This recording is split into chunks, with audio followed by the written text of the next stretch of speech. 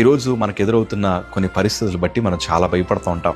ఎందుకంటే మనం అనుకున్నట్టు మన కుటుంబాలు లేవు, మనం అనుకున్నట్టు మన భవిష్యత్తు లేదు. ఘనత పొందాల్సిన చోటే అవమానం పొందుతున్నాం, సంతోషంగా ఉండాల్సిన చోట ఏడుస్తూ ఉన్నాం. ఎవరైతే మనల్ని ఒకప్పుడు బాగా పొగిడారో ఈరోజు అదే నోరు మనల్ని తిడతా ఉంది కదా.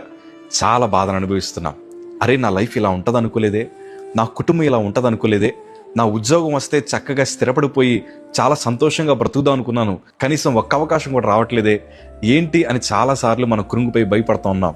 కానీ ఒక మాట చెప్తానయ్యా, కొన్ని సమస్యలు చూసినప్పుడు, కొన్ని ఆర్థిక ఇబ్బందులు చూసినప్పుడు, కొన్ని కుటుంబ సమస్యల మధ్యన మనం వెళ్తున్నప్పుడు, కొన్ని బలహీనతల మధ్యన మనం వెళ్తున్నప్పుడు ఎందుకు మనం భయపడాలి?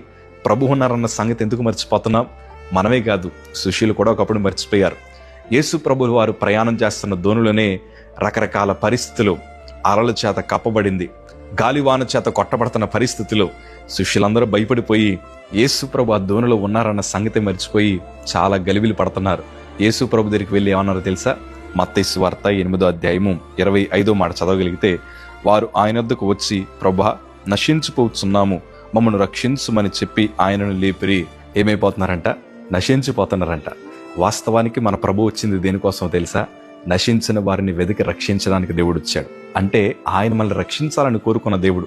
మనం నశించిపోతుంటే చూసి నవ్వే దేవుడు కాదు. మనం బాధల మధ్యన మునిగిపోతుంటే ఆయన మనల్ని ఎగతాళి చేసి ఒక పక్కన విడిచిపెట్టే దేవుడు కాదైనా.